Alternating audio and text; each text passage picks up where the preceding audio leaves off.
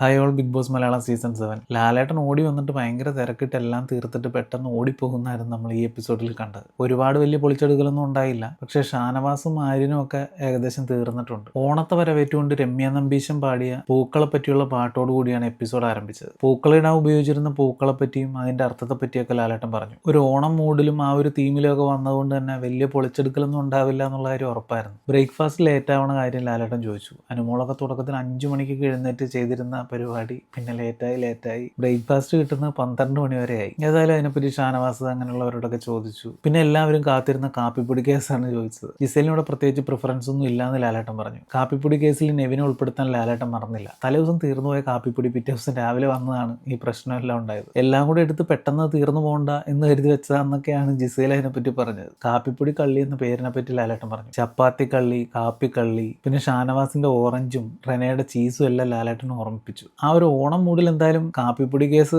അങ്ങനെ അങ്ങ് പോയി. ആര്യന്റെ ക്യാപ്റ്റൻസിയെ പറ്റി എല്ലാവരോടും ചോദിച്ചു. മോശം എന്ന് പറഞ്ഞാൽ മോശം എല്ലാവരുടെ അഭിപ്രായം ആ ഒരു അവസ്ഥയായിരുന്നു. ഇതിന്റെ ഇടയിൽ ഒരു കാര്യം പറഞ്ഞോട്ടെ, ഈ ചാനലിലെ വീഡിയോസ് കാണുന്നുണ്ട്, ഒരുപാട് സന്തോഷം. അതിനൊപ്പം വീഡിയോസ് ലൈക്ക് ചെയ്യാനും ചാനൽ സബ്സ്ക്രൈബ് ചെയ്യാനും ഒന്ന് ശ്രമിക്കണം കേട്ടോ. പിന്നെ നമ്മളെല്ലാവരും കാത്തിരുന്ന ശൈത്യയുടെ ആ സ്റ്റോറി ടെല്ലിങ്ങിന്റെ ഇടയിൽ ആര്യം ചിരിച്ചതിനെ പറ്റി ചോദിച്ചു. മൈൻഡിൽ വേറൊരു കാര്യം വന്നിട്ട് ഇമോഷൻ കൺട്രോൾ ചെയ്യാൻ പറ്റിയില്ല, ഇമോഷണൽ ഔട്ട് ബേഴ്സ്റ്റ് ആയി എന്നാണ് ആര്യൻ അതിനെപ്പറ്റി പറഞ്ഞത്. എല്ലാവരും ആ ഒരു ടോപ്പിക്കിൽ ആലായിട്ട് സംസാരിക്കാൻ വേണ്ടി വെയിറ്റ് ചെയ്യായിരുന്നു. അവരോടൊക്കെ അതിനെപ്പറ്റി ചോദിച്ചറിഞ്ഞു. അതിനെ കൂടുതൽ എതിർത്തത് അഭിലാഷ് ഒന്നിയിലുമായിരുന്നു. ശൈത്യയുടെ കഥയെ കളിയാക്കൊണ്ടല്ല ചിരിച്ചതെന്നാണ് അപ്പാനി റെനയൊക്കെ പറഞ്ഞത്. ഒരു ഇമോഷന് അനുയോജ്യമല്ലാത്ത ഇമോഷണൽ ഔട്ട് ബേഴ്സ്റ്റ് വരുവാണെങ്കിൽ സൈക്കോളജിസ്റ്റിനെ കാണണമെന്ന് ബിന്നി പറഞ്ഞു. ബാക്ക് പെയിൻ ഉണ്ടായിരുന്നിട്ടും ചെരുപ്പ് വലിച്ചെറിഞ്ഞല്ലോ എന്ന് ലാലേട്ടൻ ചോദിച്ചു.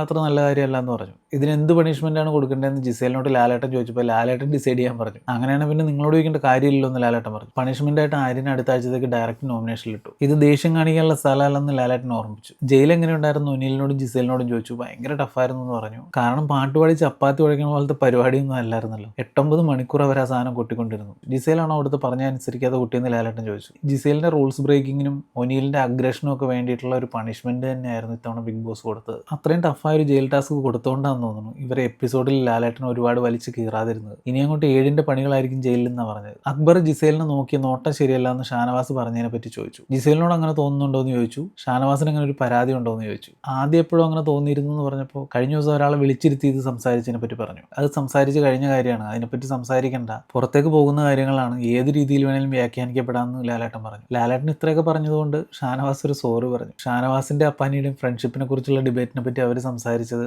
ആർക്കും ഒന്നും മനസ്സിലായില്ല എന്ന് പറഞ്ഞതിനെ പറ്റി ചോദിച്ചു. ഷാനവാസിനെ അപ്പാനിയും വെച്ച് ഒരു ഹോട്ട് സീറ്റിന്റെ മോക്ക് ശാരിയെ കൊണ്ട് ചെയ്യിപ്പിച്ചു. പിന്നെ ലാസ്റ്റ് വീക്കിലെ ഹൗസിലെ കാര്യങ്ങളൊക്കെ വെച്ച് അക്ബറും നെവിനും കൂടെ ഒരു പാരഡി ചെയ്തു. ലാലേട്ടൻ പറയുന്ന പോലെ ഒരു കാരിക്കേച്ചർ ആയിട്ട് കണ്ട് ആസ്വദിച്ചാൽ അടിപൊളിയായിരുന്നു.